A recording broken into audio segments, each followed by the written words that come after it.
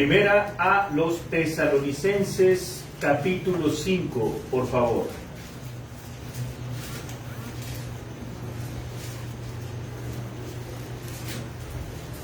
Ya estamos casi terminando nuestro estudio a los Tesalonicenses y por eso vamos a leer el capítulo 5, versículos 1 al 11.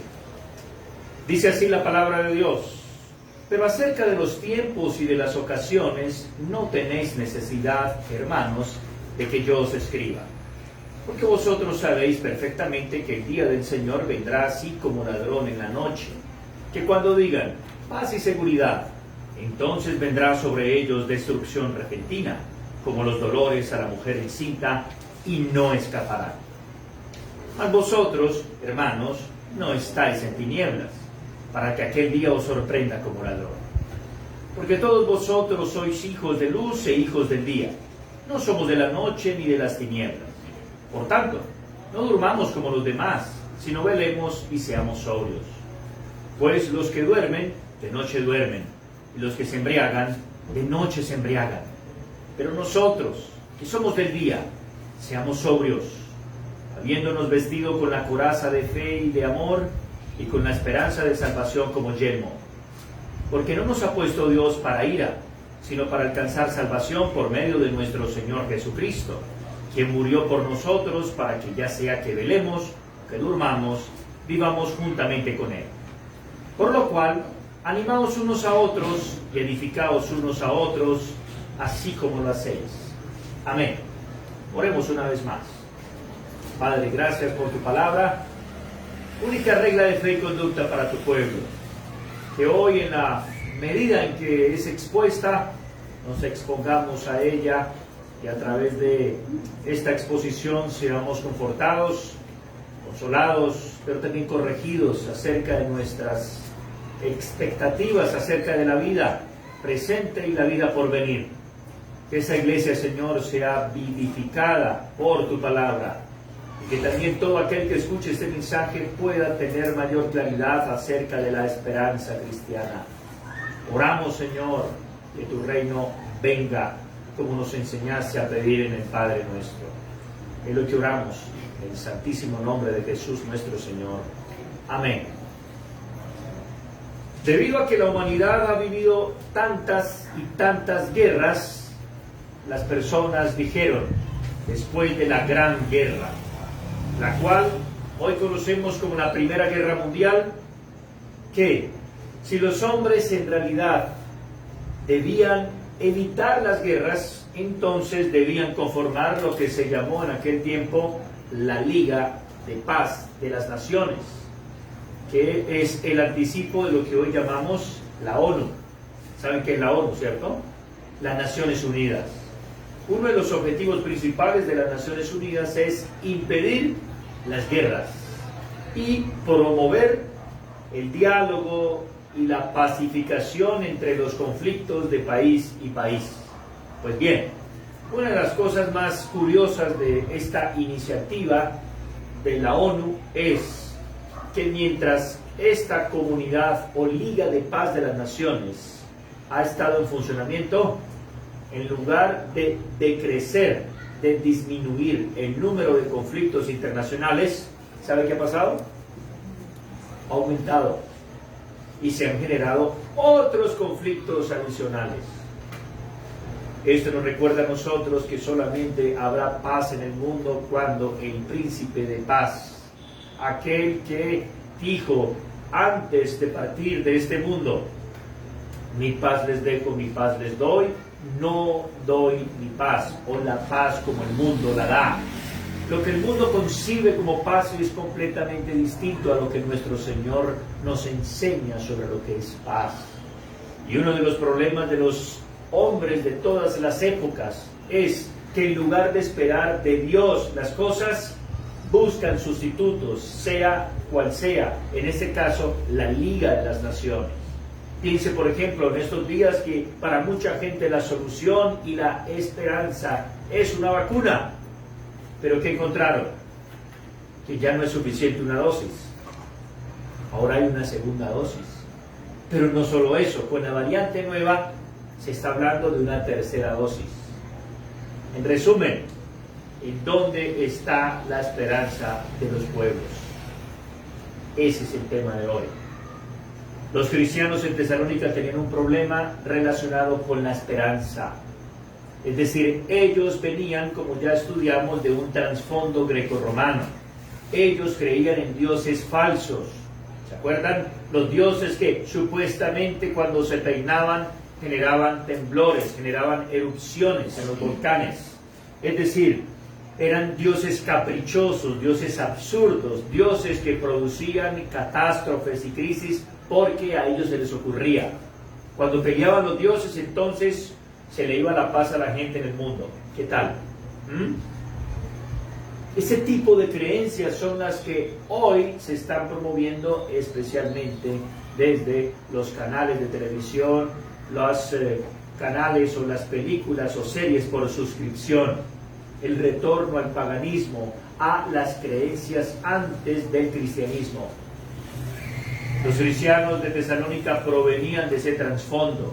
Ellos habían escuchado, habían crecido, habían vivido toda su vida en una mentalidad en la cual los que morían quedaban muertos. ¿Por qué? Porque no hay esperanza.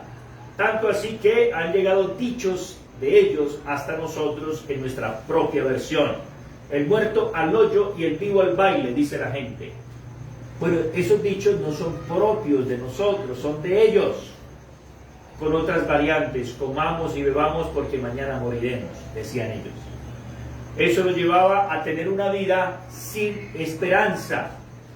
Es decir, no esperaban nada mejor para la vida después de esta vida. Simplemente eran pesimistas, por lo cual, si ellos no esperaban sino lo malo, entonces su cuerpo lo entregaban a las pasiones bajas de la sexualidad corrompida. Eso nos dice el capítulo 4, que es el problema del duelo. Pablo les escribe a estas personas después de haberlos evangelizado, capítulo 1, que ellos conocieron un verdadero ministerio cristiano, capítulo 2 y capítulo 3 hasta el versículo 13. Luego de allí se nos presenta a nosotros cómo debe ser la conducta de los nuevos cristianos, la cual no debe ser como la gente que no tiene esperanza, que entrega su cuerpo a las pasiones degradantes, el acto corrupto de una sexualidad manchada. En el capítulo 4 se escribe que ellos no deben vivir, aún estando casados, entregados a la concupiscencia. Esa palabra ahí del capítulo 4 significa simplemente practicar el sexo como los animales.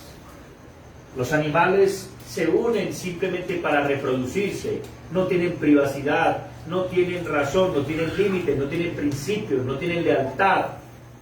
Así eran los griegos, y así es toda sociedad que no tiene esperanza, que no tiene su mirada puesta en Dios. Los cristianos ahora no deben vivir así, tampoco los cristianos deben perder el tiempo. Habían fiestas que duraban meses en los pueblos grecorromanos. ¿Qué hacían durante ese tiempo entonces? Bueno, se dedicaban, por ejemplo, a matar animales para alegrar a las personas. De ahí ha evolucionado hasta el día de hoy lo que llamamos los toros, la fiesta taurina. No es exactamente igual, pero más o menos hay una relación allí. Además, se mataban seres humanos en las peleas de gladiadores y la gente era feliz viendo eso. ¿Por qué? Porque mientras habían esas fiestas, los emperadores daban pan a la gente. ¿Cómo se sostenía el pago de ese pan, de esa comida? Vía impuestos. Y le regalaban a las personas para que vivieran en ociosidad. Por eso Pablo les escribe, ustedes tienen que ocuparse en sus propios negocios. Ustedes no pueden ser como las demás personas ociosas que están esperando que el gobierno los sostenga. Un cristiano no puede ni debe vivir así. ¿Por qué? Porque hay esperanza. Porque Dios nos va a pagar a nosotros de acuerdo a lo que haya sido el fruto de nuestras manos. Pero además, los cristianos también se mueren, ¿cierto? Nosotros en nuestra iglesia hace poco tuvimos que enterrar un pastor, compañero mío, que empezó conmigo la fundación de la iglesia aquí en Bucaramanga. Los pastores también se mueren, los cristianos también se mueren, los cristianos también lloran a sus muertos. ¿Qué pasaba con los cristianos en Tesalónica? Estaban afligidos, como esos cuadros lamentables que se pueden observar en los cementerios. ¿Los ha visto? Que están allá depositando los restos mortales de alguien y se lanza un hijo o un familiar, que normalmente es el peor de los hijos, el que más se portó mal con ese, si era el hijo o el familiar o lo que sea. O por lo menos es una persona que no tiene expectativa de más allá de la tumba. Pablo está hablando también de las personas relacionadas con el dormir. La palabra dormir es un símbolo de la muerte. ¿Ha tenido usted en sus brazos a un ser conocido muerto? ¿Nunca ha tenido esa experiencia? Bueno, yo sí. Es como si estuviese durmiendo. Igualito. De ahí viene la costumbre de decir en el lenguaje de los hebreos el que duerme. Es por eso que las sectas, los grupos que se han apartado de la Biblia, dicen que las personas cuando mueren quedan dormidas. Eso no tiene sentido, porque claramente cuando nuestro Señor se transfiguró en el monte que lleva el nombre de la transfiguración, o posiblemente el monte Tabor, habían dos muertos allí y no estaban durmiendo. ¿Quiénes eran?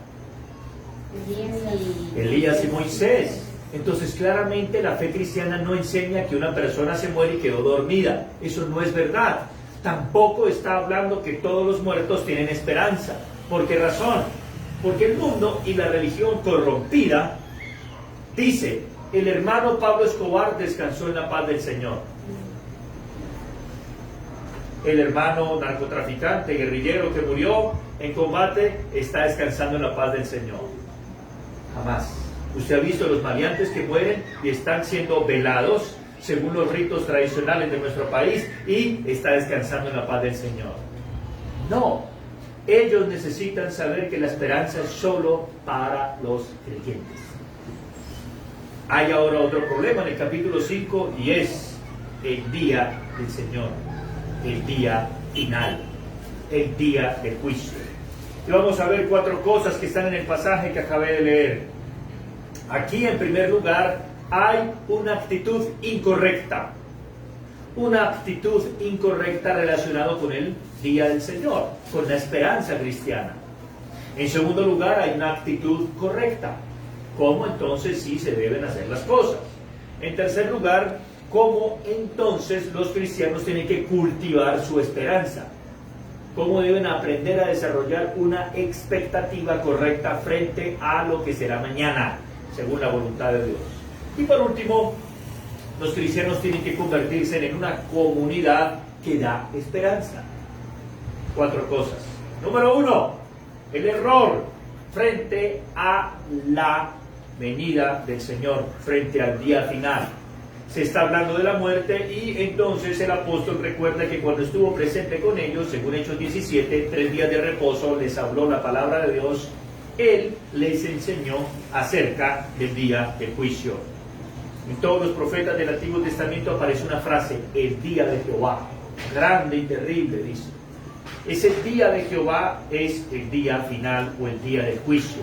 Es un concepto que viene del judaísmo, que viene del Antiguo Testamento. Eso no es nuevo en el cristianismo. Es en aquel día cuando Dios, por ejemplo, le dice a Israel en Amós capítulo 4 versículo 12: si esto es lo que yo voy a hacer, o sea, juzgarte, Israel, entonces tienes que prepararte para venir al encuentro con tu Dios, o casa de Israel. ¿Qué tal? Toda su vida el israelita crecía desde bebé sabiendo que habría un día futuro que sería tan seguro como es la muerte, que se enfrentaría a su hacedor. Eso cambia la vida de una persona, ¿cierto? Claro. Por eso es que en el día de hoy las personas viven como si no fueran a morir nunca. En Bucaramanga usted puede ver lo que llaman cuadraplay. La gente piensa que nadie se enferma. Esos son los viejitos los que se mueren, los que tienen enfermedades, yo no sé qué cosas. Ellos no se mueren, ellos no se contagian, ellos no se enferman. Y no me refiero solo al COVID, a cualquier cosa. Allá están, felices, como si nada pasara. como si fuera un momento para estar de felicidad, de parranda y hacer simplemente caravanas y beber y usar a Dios en vano ahí para justificar sus cosas. No. Pablo aclara aquí un posible error que hay en estos cristianos y es el siguiente, que ellos pueden predecir cuándo va a ser el día final. Usted y yo sabemos cuándo vamos a morir, pero sí sabemos que vamos a morir, ¿cierto? Dios no nos ha llamado a nosotros a averiguar cuándo vamos a morir, mucho menos estar calculando cuándo es que nos vamos a encontrar con Dios. No nos corresponde eso, pero sí sabemos que nos vamos a encontrar con Dios, sin duda alguna. Hebreos 9:27, de modo que está establecido para todos los hombres que mueran una sola vez, y después de esto el juicio. En Hechos 17 también el apóstol Pablo le dice a los griegos, Dios ha establecido un día en el cual juzgará al mundo con justicia por medio de aquel varón que lo levantó de entre los muertos. ¿Quién es esa persona? Jesucristo. Cuando Jesús estuvo en la tierra, Juan capítulo 5, Él dijo, llegará la hora cuando los que están en los sepulcros oirán su voz y los que lo oyeren vivirán. Jesús era consciente que había un día. El Padre anunció en el Antiguo Testamento que habría un día.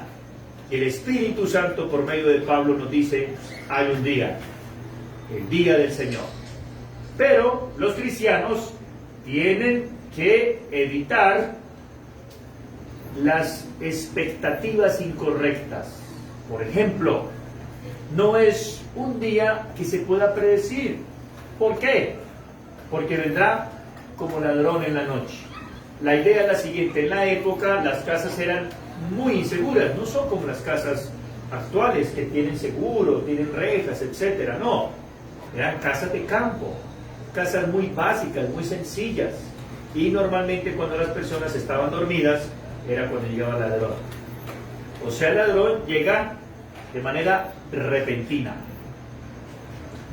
Otra característica opuesta a lo que las personas podrían estar esperando sobre el día del Señor es el siguiente, o es la siguiente. Cuando los hombres dicen, no, eso no va a llegar, hay paz y seguridad, no, ahí es donde está más cerca. Como en el caso de la ONU. Ahora sí va a haber paz en este mundo. Ahora fue que empezaron más los problemas. Y la mayoría de los problemas son creados por la ONU. ¿Por qué? Porque vendrán como los dolores a la mujer embarazada. Aquí hay muchas mujeres y espero que hayan tenido el privilegio de ser madres. Se calcula más o menos, pero no se puede saber a ciencia cierta cuándo le agarraron los dolores, ¿cierto? Recuerdo que yo estaba predicando una vez y mi esposa estaba ya sentada y me dijo, ya es hora. Yo pensé que ya era hora de cortar el sermón. Me decía otra vez, ya es hora, no sé, yo seguía predicando. Ya era hora de tener el bebé, mi hijo mayor. Y en cambio, el segundo pasó igual. Otro domingo también. No sé por qué el Señor escogió el domingo para darle los dolores a ella. Estaba ahí cercana la cosa y empezaron.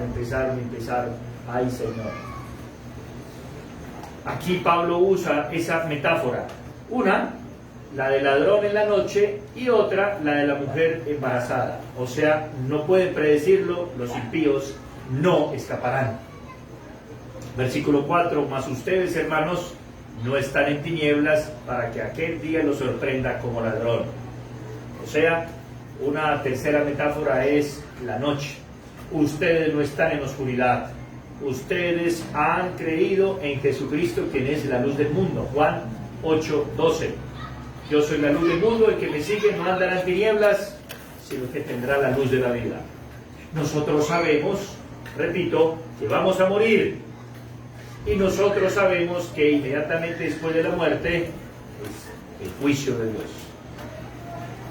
¿Cuáles son los detalles? No lo sabemos y la Biblia tampoco nos lo dice. Entonces, vimos en primer lugar una actitud incorrecta frente a la esperanza cristiana del día del Señor. No sabemos cuándo es el día y la hora, No sabemos cuáles serán las circunstancias en que se desarrollará esto, pero sabemos, porque estamos en luz, que ocurrirá. En segundo lugar, entonces, ¿cómo debemos cultivar la esperanza cristiana? Entonces, ¿cuál es la actitud correcta? Versículo 5. Porque todos vosotros sois hijos de luz e hijos del día. Hay aquí, ahora, después de una metáfora, de un símbolo, ahora hay un contraste. No esto, sino esto. Observe, nosotros, o sea, los cristianos, ahí está hablando de los de Tesalónica, son hijos de luz e hijos del día. No somos de la noche ni de las tinieblas. Note la relación, vosotros y nosotros, se incluye Pablo. Esto es importante, porque Pablo está diciendo que él hace parte del pueblo de Dios, de los que tienen claridad, de los que tienen luz. Versículo 6. ¿Qué es lo que debemos hacer? No estar calculando las fechas ni nada de esto, sino estar velando. Dice, nosotros no debemos dormir como los demás, sino velar y ser sobrios. ¿Saben qué es velar? Por ejemplo, ¿han visto ustedes en esta época que las UCIs, unidades de cuidado intensivo de los hospitales y las clínicas, están repletas? ¿Ha visto afuera una cantidad de personas? Son familiares que están mañana, tarde y noche ahí. ¿Qué están haciendo? Velando, atentos a que los llamen porque necesitan algo para el familiar que está interno allí. Eso es velar. Usted se cansa, se estira, cierra un poquito los ojos, pero familiar de... algo así. Eso es velar, estar sobrio. Si una persona se sienta ahí, como le pasó en una ocasión a alguien que estaba haciendo una fila larga, y dijo, eso se demora, ya vengo. Y se fue a una tienda adelante y empezó, y empezó ahí a consumir alcohol. Y le pasó el tiempo y dijo, bueno, mire, por lo menos, pensaría el tipo, por lo menos me pude tomar unas cervecitas. Luego cuando regresó, se dio cuenta que ya no había nadie, y tan raro. Es que yo estaba ahí al frente, sí, ya nosotros nos dimos cuenta que usted estaba ahí, pero no estaba sobrio. ¿Qué le pasó? Tuvo que volver al día siguiente. El tema es que nosotros no tenemos 2 días del Señor, no tenemos 2 vidas. Yo no tengo 2 vidas para intentar salvar mi matrimonio y bueno, no se pudo, en otra vida yo... No. Una sola juventud tengo, un solo cuerpo tengo, una sola vida tenemos nosotros. Los que duermen, explica aquí, de noche duermen, y los que se embriagan, de noche se embriagan. En la época la gente hacía lo mismo que esta época. En la noche salían de juerga. ¿Por qué? Porque en las calles de Tesalónica, Roma y las demás no había luz. De la noche, la luna es ahí una luz que sirve en algunas partes para más o menos iluminar algunos caminos. Si usted ha ido a una finca y ha estado en la noche, usted entiende a qué se refiere esto. Por eso la gente en el campo que no tiene electricidad, ¿qué más se pone a hacer? Pues quedarse durmiendo y madrugar apenas sale la luz del sol. Otro ejemplo para que usted entienda lo que Pablo está diciendo es lo siguiente. Hay países que tienen estaciones.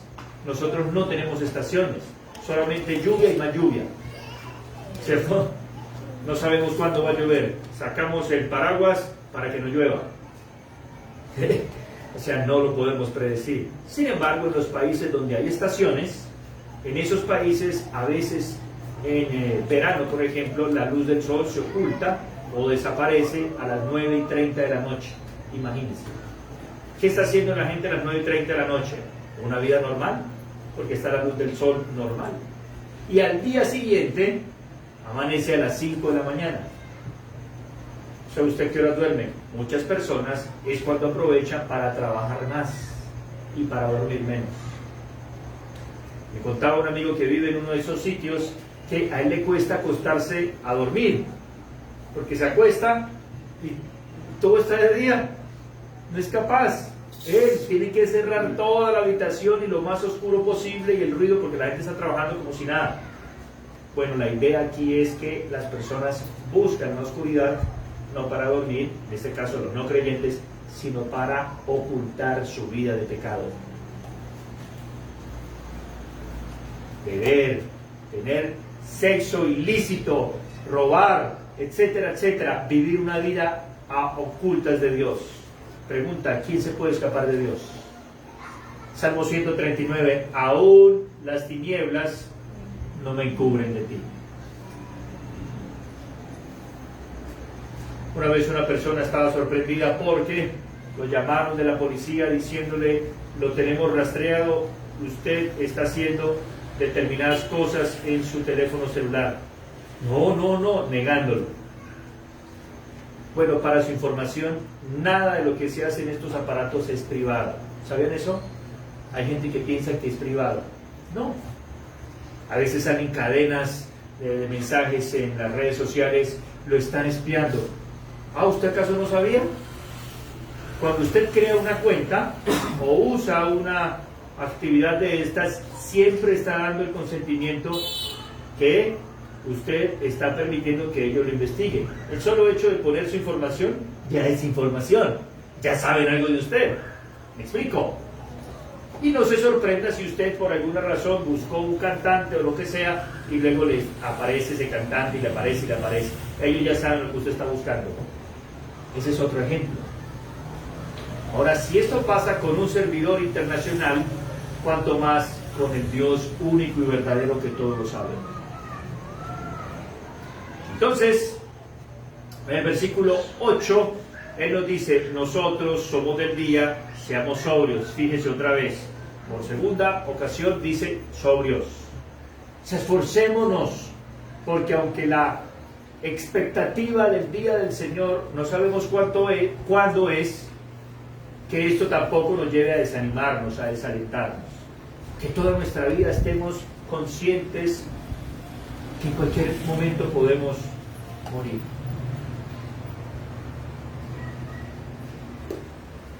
Seamos sobrios, ¿cómo?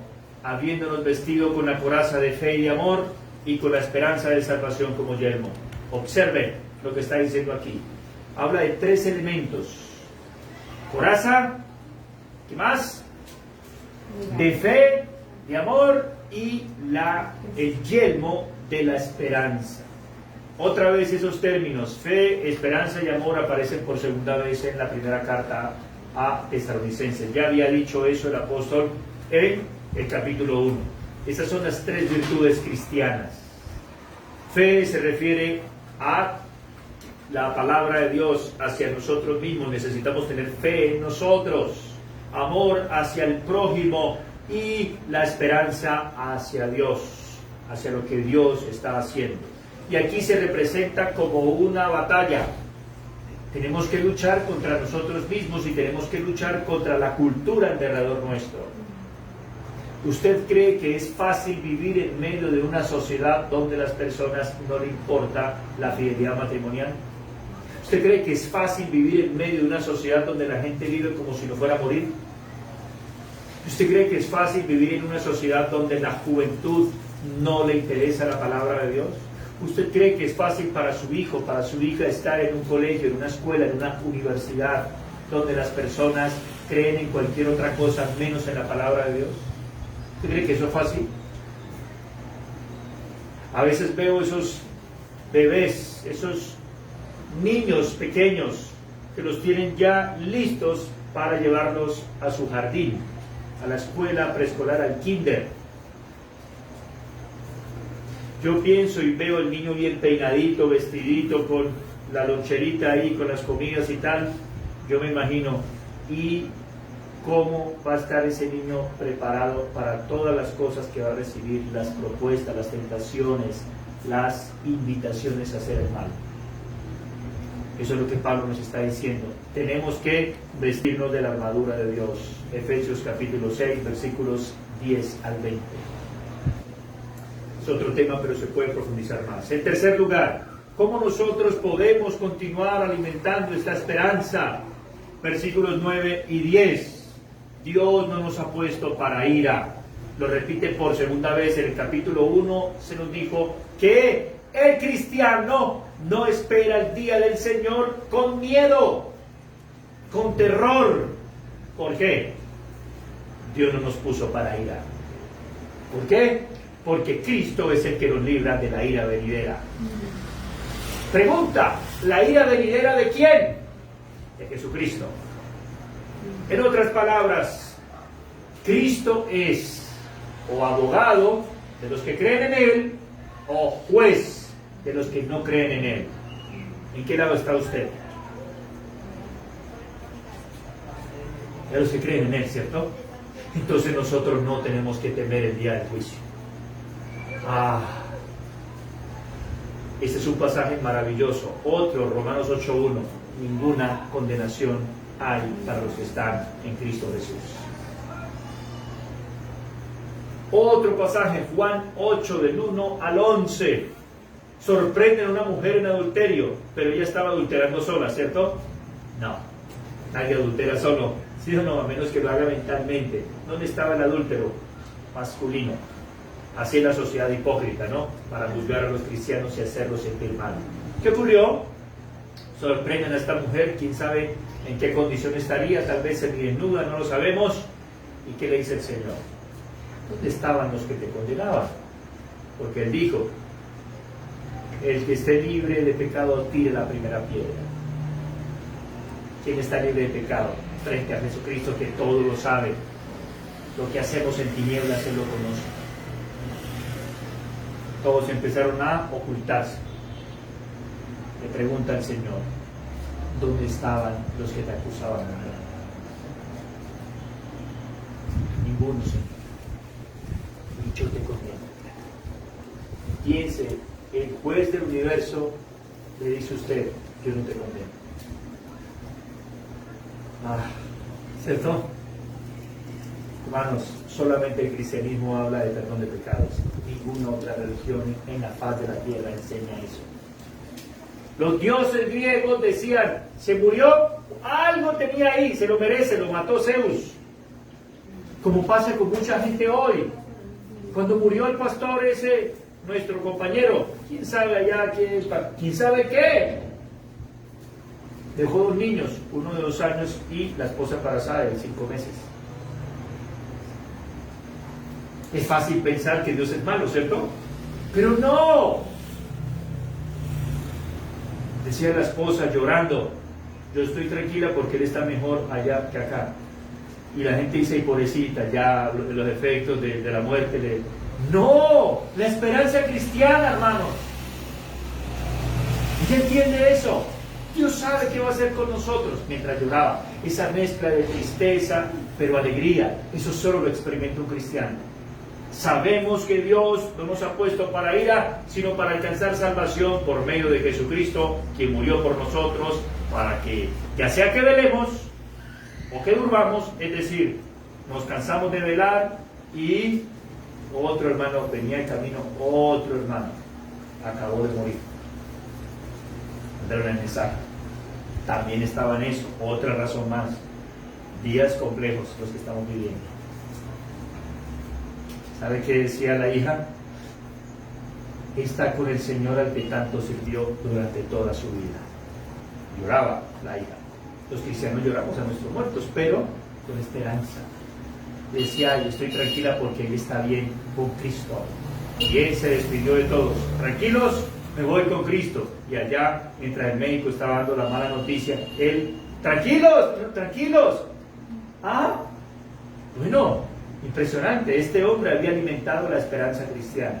¿Cómo se alimenta la esperanza cristiana? Recordando que no nos puso Dios para ira. No hay condenación para nosotros. Y por último, en cuarto lugar, la iglesia debe convertirse en una comunidad de esperanza.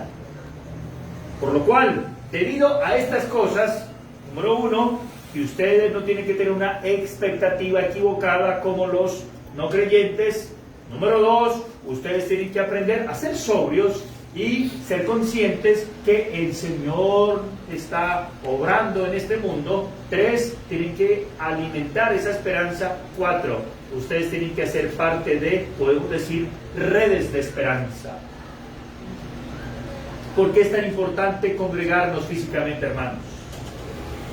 Por muchas razones, y aquí hay una, porque nos podemos animar unos a otros y edificarnos unos a otros, alimentarnos. ¿No se ha animado usted hoy un poco más? Debemos cultivar eso. ¡Qué privilegio! ¡Qué bendición!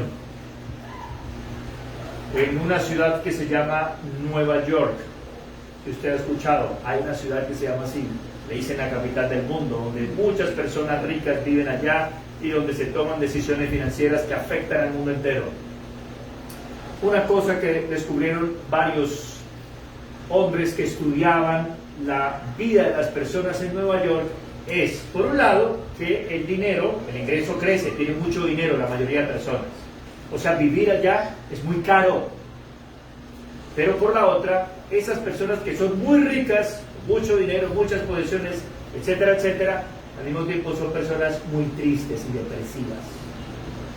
Tanto que es muy común ver personas que duran meses muertas en sus apartamentos. Y pasa el tiempo hasta que, ¿qué pasaría? Meses y meses. El olor, los animales se metieron a comer el cuerpo, o algunos que mueren en las cañerías por el frío cuando viene el invierno. Pero otra cosa descubrieron, y es que las únicas personas que daban esperanza a los jubilados, porque en la sociedad moderna la gente vale es lo que tiene, ¿cierto? Y si está activa. Los únicos que se dedicaban a acompañar a las personas que ya no eran importantes para su compañía, ¿quiénes eran? Las iglesias.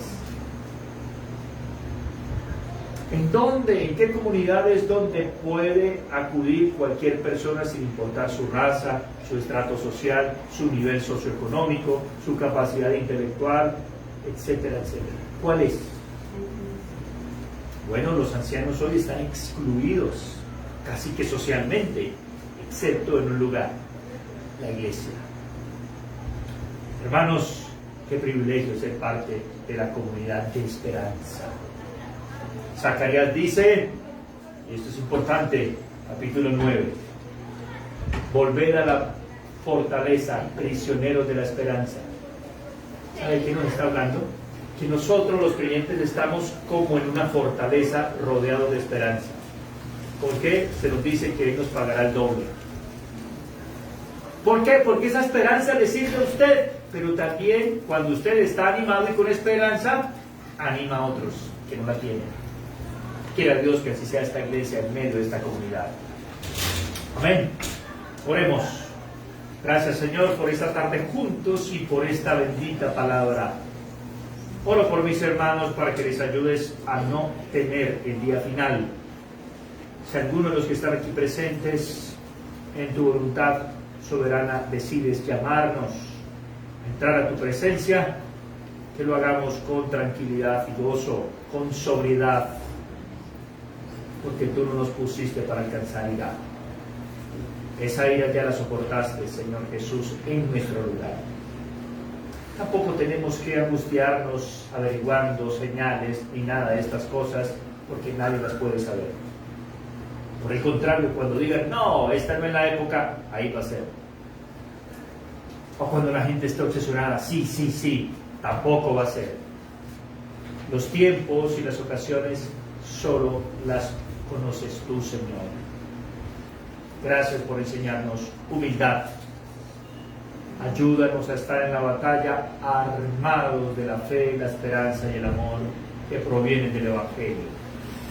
Te pedimos estas cosas en el nombre de Jesús nuestro Señor. Amén.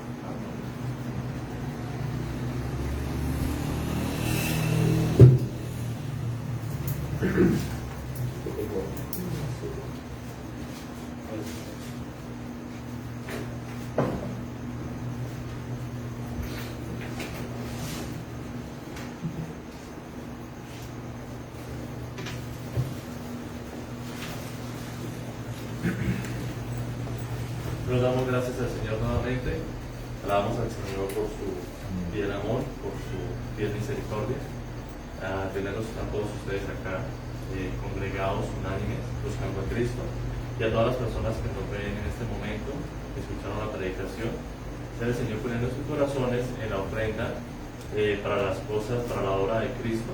La información es que si quiere dar para la obra, lo puede hacer en la plataforma Nequi al número 315-926-9904. 315-92-69-904.